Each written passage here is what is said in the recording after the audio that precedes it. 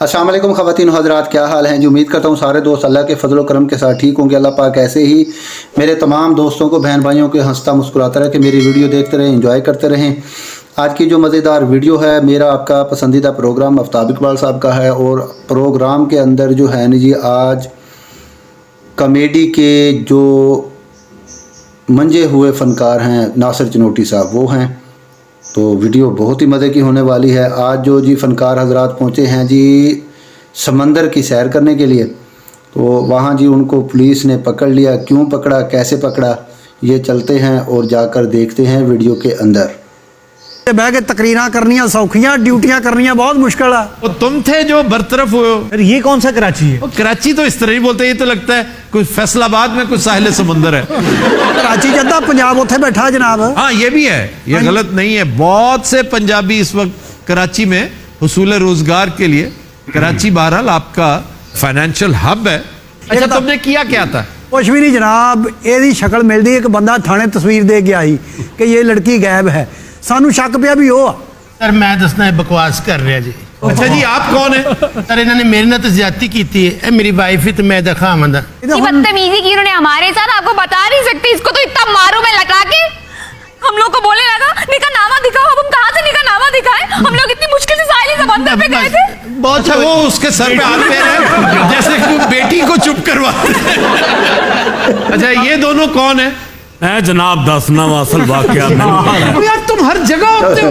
अब मैं तो कुछ नहीं, मेरी बीवी भी है नहीं, शाहिद है। आप बेगम साहब हैं इनकी? हाँ जी, मैं बीवी है इन्हां दी। साडे विआह नूं 20 साल हो गए ने ते अल्लाह मैंने बच्चा नहीं दिता। मैं कहा कोई गल नहीं, अल्लाह दे हर काम दे विच ना कोई बेहतरी हुंदी है। ते इन्हां नूं मैं कहा मैनूं समुंदर ते लाइयो, मेरा दिल घबरांदा पिया। मां दी दाल खाधी ना ते दिल घटन लग पिया। ते फिर मैं इन्हां नूं कहा चलो मैं समुंदर ते चलिए।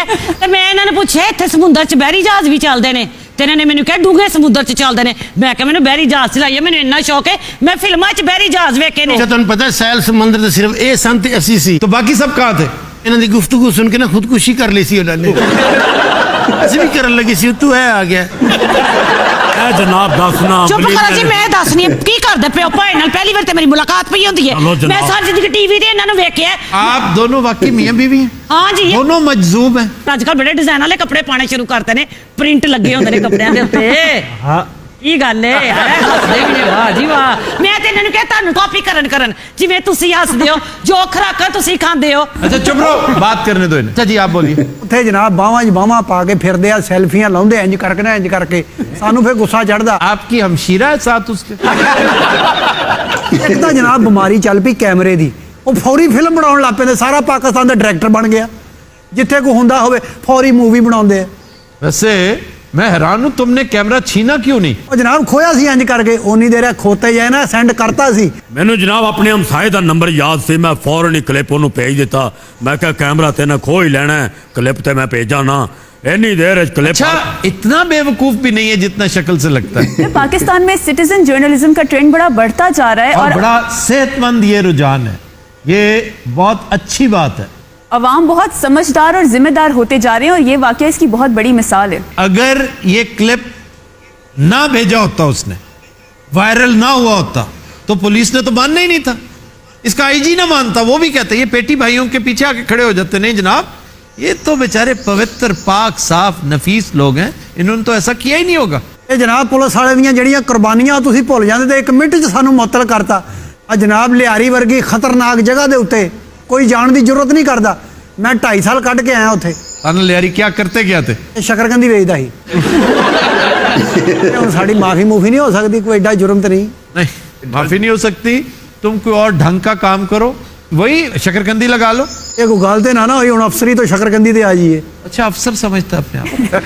ਭਾਈ ਬਾਂਦਰ ਹੁੰਦਾ, ਮੈਨੂੰ ਇਹ ਦੱਸ ਦਿਓ। भाई अफसर तो नहीं होता ना। आफ्ताब जी कदी लालू खेत आओ ना साडे कोल। लालू खेत भी एक इलाका है कराची में, खासा बदनाम रहा है जी, और इंतहाई पसमानदा है। फेडरल बी एरिया 09 कितना खतरनाक इलाका ही। 9009 जनाब 09 भी हाँ 09 कैसे? बंदा पिछली साइड तो जावे ना वही लगता 09। पूरे ਰੰਸ਼ੋਰ ਲਾਈਨ ਦੇ ਵਿੱਚ ਨਾ ਸਾਡੇ ਵਰਗਾ ਜੋੜੋ ਤੁਹਾਨੂੰ ਕਿਤੇ ਨਜ਼ਰ ਨਹੀਂ ਆਣਾ ਕੋਈ ਵਿਆਹ ਸ਼ਾਦੀ ਹੋਵੇ ਸਾਡੇ ਬਗੈਰ ਮੁਕੰਮਲ ਨਹੀਂ ਹੁੰਦੀ, ਕੋਈ ਮਹਿਫਲ ਹੋਵੇ ਖਾਨਦਾਨ ਦੀ, ਸਾਡਾ ਜਾਣਾ ਜ਼ਰੂਰੀ ਹੁੰਦਾ ਮੈਂ ਤੇ ਹੈ। ਐਡਾ ਸੋਹਣਾ ਗੋਟਾ ਕਿਨਾਰੀ ਲਾ ਲੈਣੀ ਮੈਂ ਜਿਸ ਵਿਆਹ ਤੇ ਜਾਨੀ ਆ ਨਾ ਜਾ ਕੇ ਮੈਂ ਗੋਟਾ ਕਿਨਾਰੀ ਵੀ ਲਾ ਦੇਣੀ ਆ ਸਾਰੇ ਕੱਪੜੇ ਕੁਪੜੇ ਵੀ ਬਣਾ ਦੇਣੀ ਆ तभी बुलाते हैं तुम्हें। ਇਹ ਕੰਮ ਹਰ ਬੰਦਾ ਥੋੜੀ ਕਰ ਸਕਦਾ ਹੈ। ਕੀ ਕਰਦੇ ਪਏ ਹੋ? ਘਰ ਦੇ ਕੰਮ ਕਰਨਾ ਕੋ ਮਾਮਾ ਜੀ ਦਾ ਵਾੜਾ ਹੈਗਾ अच्छा मामा जी का बाड़ा, ये मुहावरे भी खुद ही ओ खाला जी का बाड़ा होता है। ਇਹਦੇ ਮਾਮੇ ਦਾ ਹੀ ਇਹਦੀ ਖਾਲਾਂ ਦਾ ਕੱਖ ਨਹੀਂ ਇਹਦੀ ਖਾਲਾਂ ਗਵਾਂਢੀਆਂ ਨਾਲ ਦੌੜ ਗਈ ਸੀ, ਉਹਦਾ ਨਾਂ ਨਹੀਂ ਲੈਂਦੀ। ऐसे आफ्ताब जी कपड़े कितने सिलांदे हो तुसी? ਪਹਿਲੇ ਹੀ ਐਡਾ ਠੰਡਾ ਤੂੰ ਸਮੁੰਦਰ ਤੇ ਲੈਣ ਕੀ ਗਿਆ ਸੀ?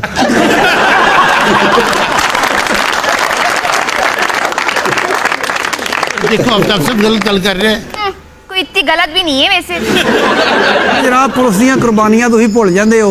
ਅੱਜ ਛੋਟੂ ਗੈਂਗ हाँ जी ਇੱਥੇ ਲੁਕਿਆ ਸੀ, जी। ਕੋਈ ਨਹੀਂ ਸੀ ਜਾਂਦਾ, फिर ਮੈਂ ਗਿਆ तुम कैसे गए? ਤੇ ਸਿਗਰਟ ਮੰਗਾਏ ਸੀ। वैसे पंजाब पुलिस के और भी बहुत कारनामे हैं, सारे प्रॉपर्टी डीलर बन गए हैं। प्रॉपर्टी में वैसे सारे ही हैं, जिसके पास 4 पैसे आ जाएं, लाहौर आइडियल है प्रॉपर्टी में इन्वेस्टमेंट के लिए, तो nothing wrong with it. Sir police वाले तो पैसे लगाते ही ना, ब्लैकमेल करके हिस्सेदार बन जाते हैं। वो तो फिर एक जुर्म है ना, वो बिजनेस ना हुआ ना, वो तो फिर एक और रैकेट है, वो एक बात ही और है। मैं जनाब दसना जो ਨਹੀਂ मैं ਮੈਨੂੰ ਗੱਲ ਕਰ ਲੈਣ ਦਿਓ ਮੈਂ ਉਹਨਾਂ ਨੂੰ ਦੱਸਤੇ ਦਿਆਂ ਨਾ आप भी कुछ बोल लेना। अच्छा जी आप मैं इन्हू फेंट देना जी, मैं तुम दस दिया मेरी बर्दाश्त तो बाहर हो गया। आपको मार पड़ जानी है, बैठ जाएं। ये बिस्ती मत कराना, बैठ जाओ अब। ਤੁਸੀਂ ਹੁਣ ਆਪ ਦੱਸੋ ਇਹਦੀ ਤਲਾਸ਼ੀ ਬਣਦੀ ਜਾਂ ਨਹੀਂ? ਤੁਹਾਡਾ ਪ੍ਰੋਗਰਾਮ ਕਰਾਚੀ ਬੜਾ ਵੇਖਿਆ ਜਾਂਦਾ ਹੈ। हाँ जी मुझे पता है, अल्हम्दुलिल्लाह बहुत देखा। ਅਸੀਂ ਤਾਂ ਲੋਕਾਂ ਨੂੰ ਸ਼ੇਅਰ ਕਰਨੇ ਆ ਤੁਹਾਡੇ ਪ੍ਰੋਗਰਾਮ। ਨਾ ਮੇਰੇ ਕੋਲ ਗਲਤੀ ਹੋ ਗਈ, ਮੈਂ ਫੜਨੇ ਇਹ ਸੀ, ਮੈਂ ਉਹ ਫੜ ਬੈਠਾ।